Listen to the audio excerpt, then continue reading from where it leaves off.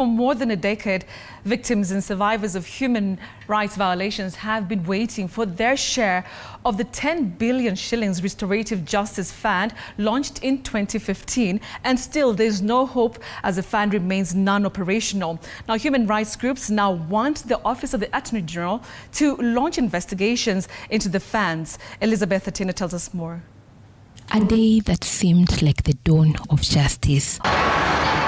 On the 26th of March 2015, former President Uhuru Kenyatta made his way to the Parliament building, where he made his State of the Nation address. During the address, he made a declaration that offered a ray of hope to victims of political injustices and gross violation of human rights after he launched the 10 billion Kenya shillings Restorative Justice Fund. The nation address that struck a chord with victims of historical injustices. I have instructed the Treasury to establish a fund of 10 billion shillings over the next 3 years to be used for restorative justice.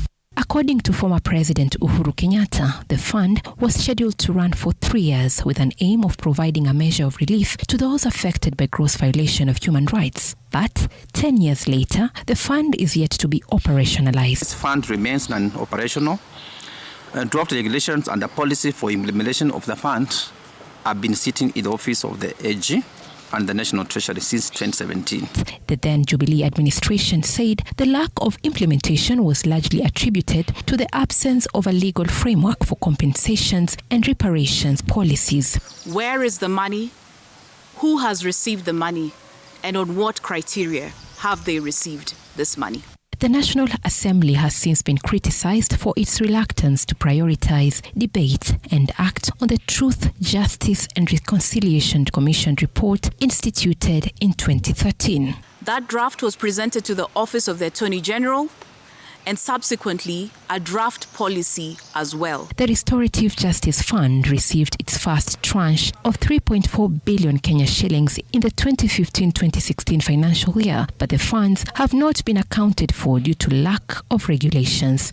Survivors and the CSOs remain in the dark about how these funds were disbursed. Civil society organizations have now called on the Office of the Attorney General to initiate a forensic investigations into the disbursement of the 10 billion Restorative Justice Fund. For survivors, the pain is personal and persistent. They have carried the burden of scars, silence, and state neglect for decades. They only demand for recognition, justice, reparation, compensation, and dignity. Elizabeth Atieno, TV 47.